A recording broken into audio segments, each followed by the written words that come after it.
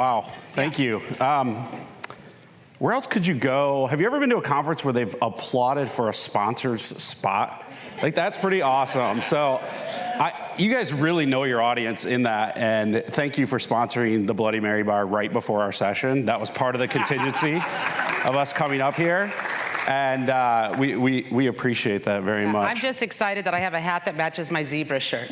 Right? It's like totally a fashion statement, but I'm going to take this off for the rest of the conversation. So hats off to the grid. That could tip me over, I think, if we go through the rest of this list. The last time we were on stage talking about RESO Analytics, we kind of launched some of the products that were going on, and talking about some of the new phases or what's next with RESO Analytics, or our certification tool. And I believe in my last session, we talked about Matt, Cat, and Pat. And what Matt, Cat, and Pat are, you just kind of think of that first letter, right? We have the market, we have consumers, and we have providers. I work for Remax, I'm a consumer of data. There are many providers of data in here, and there are many markets in here, such as DaVina, and she's going to talk a little bit about some of her markets and some of the market alignment tools we have. Now, I'm not allowed to show those images I showed last time because of legal issues I had a talking to, but I heard Mitch Skinner left, so it's like off limits now. So, is that right, Sam? It's off limits? It's not off. Why would he tell on us? Come on. So we want to talk about some of the advancements that are coming with these tools. And if you're a MLS in the room, or you're a provider of data, or even a consumer of the data, we have something for everyone to kind of view today and kind of see what's coming down the pipe for RESO Analytics. And also at the end, if you'd like to join us, we meet quarterly, and we're also meeting here to discuss what is next. So if you want to provide input, open to that input going forward, or something you think is missing from this, we're happy to bring it to the committee. So a little bit of summary. We launched in 2022, we launched RESO Analytics. And if you recall from my former presentation, it's not just about producing standards. It was mentioned today in Rebecca's session even. We're really great at producing standards and solving problems. We're not necessarily as great at implementing them. And really, we needed a tool that helped us decide and show how well the standards were being implemented, but also to give a feedback loop, right, back into these standards, back into the teams that are developing these standards to say, here's what's missing. We can only do that by testing, right? We have to test. We have to test these MLSs. We have to develop a way to say how well are the standards being implemented, or maybe how well they're not being implemented. This is not vendor-specific code here. This is only standards that we're measuring. When we measure the standards, though, we're able to take these aggregates, samples of data, right? And we're able to use those samples to build some interesting reports. And what's cool is you can run these as often as you like. I don't think there's any limits on how often RESO, if you're an MLS in the room, how often you want to continue to run these to see how well you're performing against even your peers. We have an interesting set on stage here, right? We have DaVina, who's in a very interesting market where there's a lot of overlap, and she's going to share a little bit of some of the market alignment tools that they have. DaVina? Okay, I think 3 is yours. Well, maybe mine. Don't make me flip this. Okay. You flip. I don't do this. I'll make a mess of it. So we're going to look at the map. I think you know more about this map in detail, I think. Why don't you cover this one? Sure, right? Because I think, yeah, Josh talked to you more about this. This makes my head explode. Our monitor's out down here, guys. Yeah. Confidence monitor went out for some reason, but let's talk a little bit about the map and what the map is showing. So this is what was accomplished in 2022. This is what we did last year, and basically certifying all of these different sources of data. This is out of Kibana using zip code boundaries. So you're seeing all the different markets and how they potentially overlap, including Alaska, Hawaii there, and Puerto Rico, and where this map has really filled in. I wish we kind of had a comparison map to show you of everyone who's submitted for these, but really, what does coverage look like? And a lot of these are going to be, this is obviously a very zoomed out, right? It doesn't give you a whole lot of reference, but does show you where the coverage is. And this looks similar to if you're an aggregator of large amounts of data, MLS data in the US, your map is going to look very similar to this. And also, if you're Verizon, your map's going to look very similar to this. The blank spots, people don't live, right? Nobody lives there, right? So this is a typical what all coverage in the United States would look like. Except maybe northern Indiana. Why isn't that there? That is kind of Amish country. Maybe they don't. Is that your area? I live very close to that area. Well, I'm there curious you go. what that is, why that's kind of blank up there. Okay. All right, so this one I'm going to take. This one is the certification summary, and this is for bridgeMLS. And this is, we don't have that up yet. So if you look at this, this is the RESO data elements, and you can see and our numbers here. So this would be for mine, and the goal is to find how far are we from the industry standards, right? So the blue shows my payload, and the gray shows the metadata. And you can see my comparison to the industry standards here. And so I can click on the tabs. It shows all, or the RESO, or my local, or my IDX. So it really gives me a clear picture of where my certification summary is. And right now, this is available to you. You all can see this for your own MLS, and that is available to you. And Bridge Interactive is my API.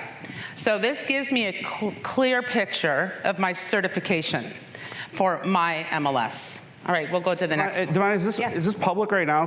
Yeah, we can get this. Okay, so I am available. This is available to me right now. So you've published your results already for your API. So if you're an MLS, you can choose to publish or keep them private, and you choose when to publish them. But if you go to if you have a laptop in front of you today in the room and you want to see an example of this, you can actually go to certification.reso.org and see some follow along with some live examples. Exactly. You can look at this today.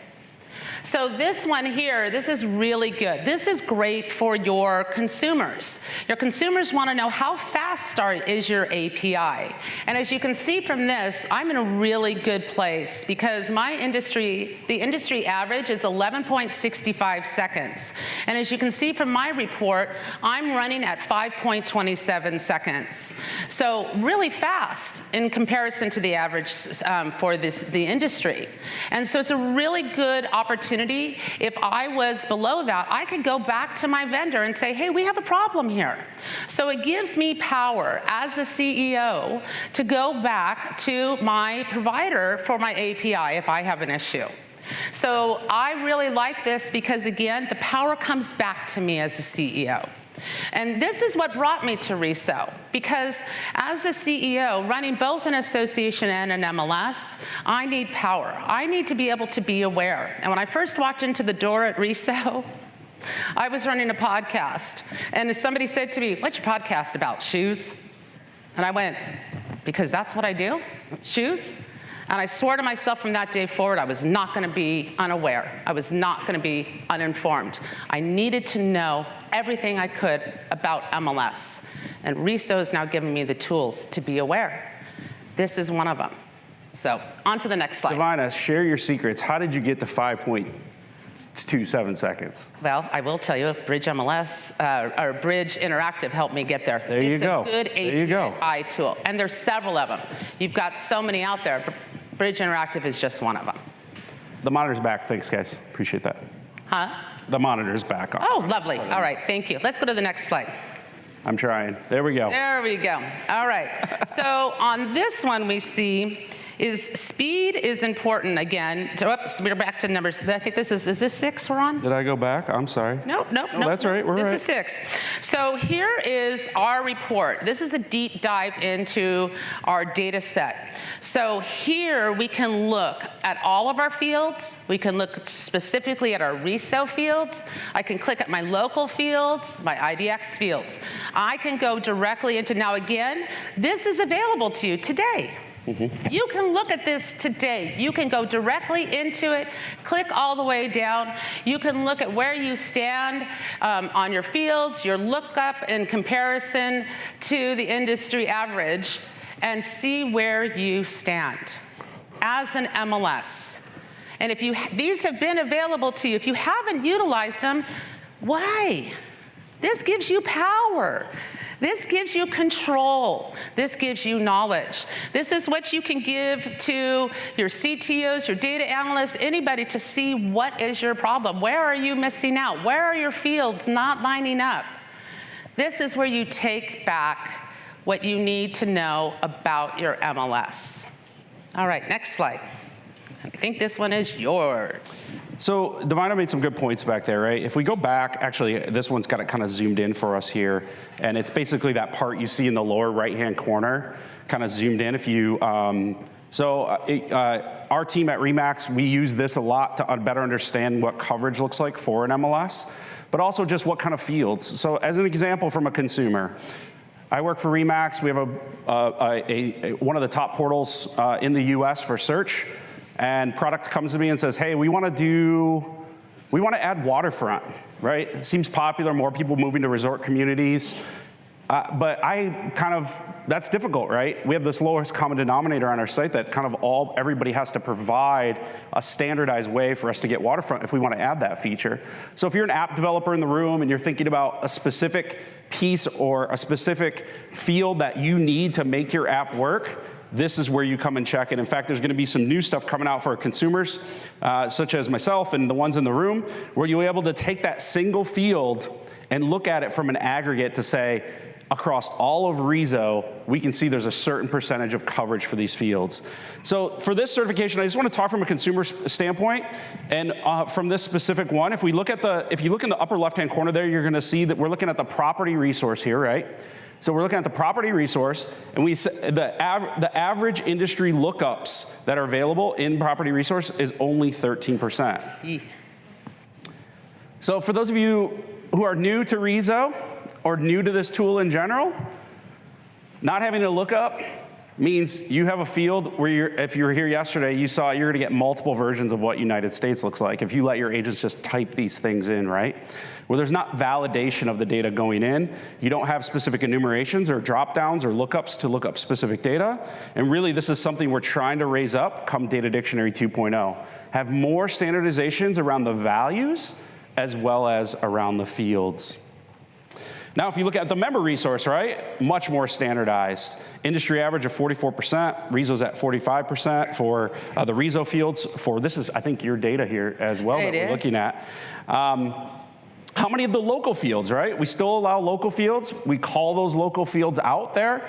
If you have a field that RESO hasn't worked on or you haven't mapped, it would be listed there under the local resource. Does this make sense to everyone, this page? Awesome. Appreciate it. You know what, maybe, are there any questions so far on what we've covered? Does anybody want to jump up, or are you all too happy with your Bloody Marys? DaVina, just let them go, DaVina. Let them go. Let them go. Keep drinking those Bloody Marys. They're all good. All right. So if we zoom in on our Verizon map, as I'll call it, you can see these hot spots, right? You see them on the left. These are individual MLSs that you're seeing on the map, and their amount of standardized fields. So the harder the bigger the hotspot, or the more centrally located, almost like a heat map, you're going to have more RESO standardized fields in that specific market. And you see how close, I mean, these look close when you kind of zoom out. We know that there's definitely some distance between these, but then you look at potentially what does overlap look like. And that's the one on the right. So this is another Tableau dashboard using zip code boundaries to color code those zip code boundaries to show overlap amongst these markets, right? And when we have overlap, where you have overlap, and this is not your market, nope. I don't even think we could fit the overlap on one screen. Hey, be nice. In your market. Bay Area is not that bad, come on. We had to pick Texas because it's pretty spread out. I had no more to show it here locally. When you start to have overlap, we think of things which were mentioned in the previous session with Rebecca's session here. Interoperability, right? The ability to have two systems combined or easily transmit data back and forth between these MLSs. So I think DaVina's going to talk a little bit about that and what reports we have coming that talk a little bit about, hey, I am really close to this other market. How much alike are we or different are we? Right. And alignment is going to take care of that problem of interoperability. And that is another reason why I came to RESO, was the problem we had in the Bay. I couldn't understand when we started with the NorCal Alliance. We had 7 MLSs that were trying to do a data share. And I was really confused that we were all certified at the same level. Why were we having such a difficult time mapping to each other and with our data share. And so I went to Josh Darnell, and I said to him, why? What is the problem with this data share? Why are we having so many problems? We had great vendors. We had great MLS staff, and I couldn't understand what was the delay. And so this conversation started 7 years ago with us. And Josh, of course, wasn't with RESO at the time, but I started having the conversation, and then we started, maybe he was at that time, but I came and we started having these conversations, and this started happening. And I actually have been talking to Josh for years about these alignment tools, and we started working through this, and then we started investigating more and more and more. And so go ahead and we'll move to the next slide, and we'll start talking a little bit more about these tools. So here's what we're starting to look at on the industry alignment. We're going to start looking first of all on these the provider ones. So as we look at this, you can look to see how closely a provider, and again, these numbers now are going to be hypothetical. So I wanted to take a look, and we're going to look at, if you look at these, you're going to see we're looking at Bridge Interactive, right? And the industry average, again, hypothetical ones. So you're looking at my API in comparison to the industry average. Now, this is a new tool that's going to be coming. So if you look at it, you can see where we're aligned, where Bridge Interactive is aligned with the industry average at 55%, okay? If you click into the middle, that middle section right there, you can click on that and you can see where you are actually aligned, which fields are aligned at that 55%. So you can click in the middle, you can figure out which fields are aligned. So you say, great, that's where we're aligned. And then you can start clicking on the border, and you can figure out where you need to remove, which fields need to be aligned, and start working on removing that border, and on the areas beyond that border to see which fields now need to work on to become aligned. And start moving that circle as to become one. So now you are moving these circles to overlap and make that alignment now one. Does that make sense? Yep. So now you are able to work and click on the fields stage by stage, whether they're all the RESO, the local, the IDX. This gives you a clear course of action and where you need to work on your alignment with your API in accordance to the industry standards.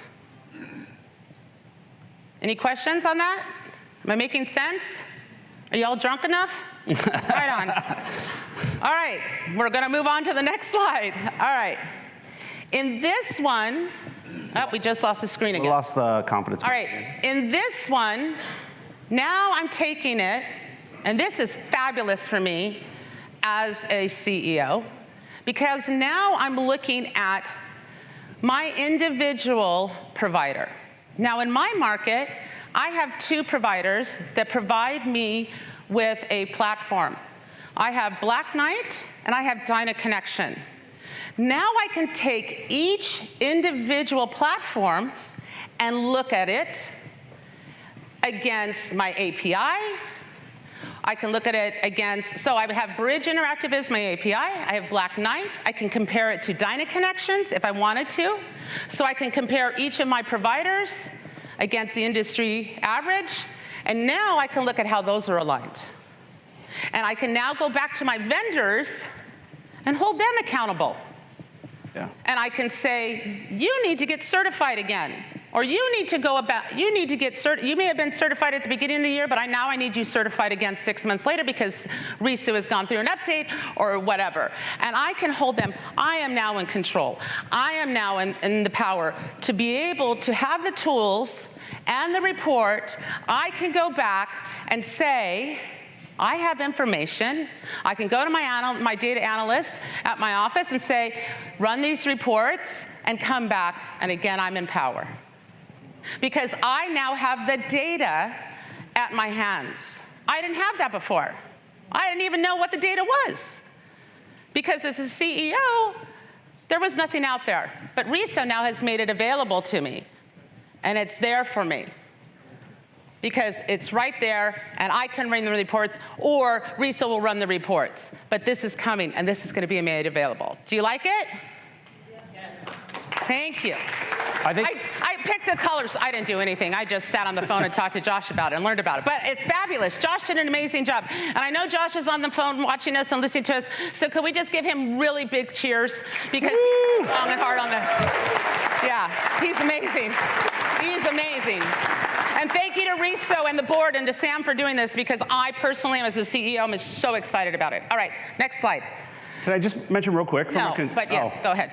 I'm just kidding. Dan, tell us about it. Tell us about it. So as a consumer, right, sometimes we have the option. We have the option to choose grid, trestle, direct, right? And I look at these reports and say, okay, I got 2 API options. Which one am I going to pick? Which one's going to give me more standardized fields? Which one is going to give me, which one's going to be faster, right? Like you can see the speeds on there. How cool is that, right? Yeah. To be able to say, which one am I going to use? Yes. So I think that this one, while it's empowering you, DaVina, and empowering the MLSs, you know, to go out there and say, hey, how do these 2 markets look? As a consumer, I think I would like to see this one as well. Definitely. I'm not sure if one of the future things is, hey, you'd be able to publish this or make it available to consumers, but I think that would be cool. Yeah, I agree. So here's our Bay Area. Oh, we do have a map. Oh, we have a map. I said that looks like a woman with jewels and a diamond on her hand, but you know, whatever. So here's our Bay Area, and you can see our different MLSs in the Bay, and you can see the hot spots there. And this just kind of shows our different markets. And this is you can see we've got a lot of markets in the Bay that follow our standards. And this is our heat map there. So again, our area is just a perfect case study for this. And we tried to figure it out. And so the next slide is going to kind of show us, again, not all the numbers are correct. We use some fictitious numbers, but we're going to bring that slide up next to show you what we kind of look like. And I think that's coming up next. Can I ask you a question, though? Oh, sure. Yeah. What's the confidence level like in comps in these areas? Like when you let's say you got an area that's kind of in the middle, right? And you're pulling comps from both, and you know maybe the address standardization didn't work well, or the location may not work well. Do you guys feel like the reason you need more alignment is around having confidence in the data, that you are sure that in my data set, the data that I'm receiving from these other providers is accurate and true that I'm providing to my client? Well, I'm going to tell you, now, the NorCal Alliance is pretty clean. Okay. Our staff has been amazing. I mean, you know, we have people like Jay Pepper Martin, and, you know, I've got Gustavo and John on my team, and we have MLS listings. I mean, we have a great team. And we have now launched since, I think our data share launched in 2019, was it? And we've worked through these issues, and our data has been doing very well. The biggest challenge we faced in the beginning was, you know, we had duplicates, we had a lot of issues with that, and we've overcome that, but it was getting to that point is where we faced the problems, right? And it was the mapping of the data from the beginning is where we have faced the issues, and the rule sets and the things like that, but we have overcome it, and we wouldn't have overcome it if it wasn't for the help of RESO and that support. Had we had these tools, it would have been a game changer for us. We would not have faced the difficulties we had faced. So, because if you look at this right here, this is an example. This is an example of just 4 of the 7 MLSs, and I'll share something with you. You see bridgeMLS up here, but bridgeMLS shares a platform with 2 other MLSs, Contra Costa and Bay East. And we have shared a platform for years with them. And it's through Black Knight. We've always shared it. And here's a wild side about this. The 3 of us don't even align 100%. What? We all share the same platform, but we don't even align 100%. Why is that? Don't know. We'll figure that out. But again, you would think if we share the same platform, we would align. Yeah. it's just a weird situation, and we'll figure this out. But here you see in this one coming up, we keep flashing up here on this thing. You will see here, here's a perfect example. So had we had this, let me explain this one to you. Had we had this, what you're gonna see here is a beautiful chart that would have showed us where we align. So if you look at this, again, these numbers are hypothetical. If you look at this smack dab in the middle, we're 10% aligned. So all four of these markets, you take all four of these markets, and in the middle is where we align 10%. So we would have looked at that and said, okay, this is where we align in this 10%. And then we would have started working around that middle part, and we could have clicked into those sections and started working to eliminate the edges or the lines in between. We could have worked from the middle out, or we could have worked from the outside in, whatever, but we would have started to work to remove the boundaries and close that, make that circle bigger, whether we, again, started from the inside out or whatever, to remove the boundaries and create one big happy circle. If you had saw this before, though, would it have scared you and been like, I'm not doing it? Do you know who you're talking to? I'm just wondering. Does anything scare me? Absolutely not. Would it have been too much information? Absolutely not. Okay. No. I love this because there are other markets in the U.S. that are, I would say, as similar to San Francisco, maybe not as many and well populated, where these reports are going to help out a ton to better understand overlap on some of these. So we've shown you the market alignment, and this is the market alignment one, bringing in multiple MLSs that want to converge or want to get their data shares better. We've showed you what consumers can see, and we showed you even two provider alignment, right, with these Venn diagrams. So this is all work in progress that should be available this year that we're working on. Mm-hmm. Yeah. Any questions on the market alignment? All right, so on this one now. This is what you were describing before. Yeah, this is what I was describing. And this actually shows you the fields. That align. And then breaks it down even into percentages for each individual MLS 5 fields. Yep. So this is how detailed it goes down to for you. So go ahead, Dan. So why these alignment reports? I think I just said it a minute ago. You want objective reporting, right? Yeah. Be able to compare your products. I want to try grid and trestle, and I want bridge and grid and trestle. I want all three. I'll make that available to my consumers downstream, right. And I want their ability to do comparisons on them. I remember doing a survey, 2 years ago with MLSs. Number one growth strategy is taking over other markets, right? Is growth within markets surrounding me. Being able to do market comparison and figure out which markets align well with you and would be easy marriages makes sense to me. Yeah. So again, it all goes back to these standards that are being created here, right? We're creating these standards. We're now able to measure the use of those standards. We're able to take that aggregate data that we have today to help make consumers make better decisions, to help make markets make better decisions, right. To help make providers make better decisions. And it's all about improvement planning and going forward.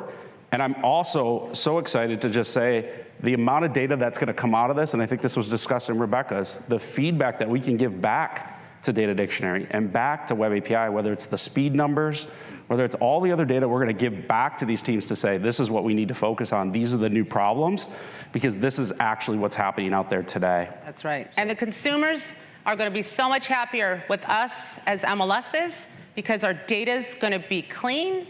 It's going to be accurate, and when you do data shares, which I'm a big pusher of data shares, they're going to get shared data from data sharers. They're going to get good, accurate data, and that's what this is about. So thank you for this opportunity to share my passion with you and the opportunity to be up here on stage with Dan, and it's my pleasure to be part of RESO.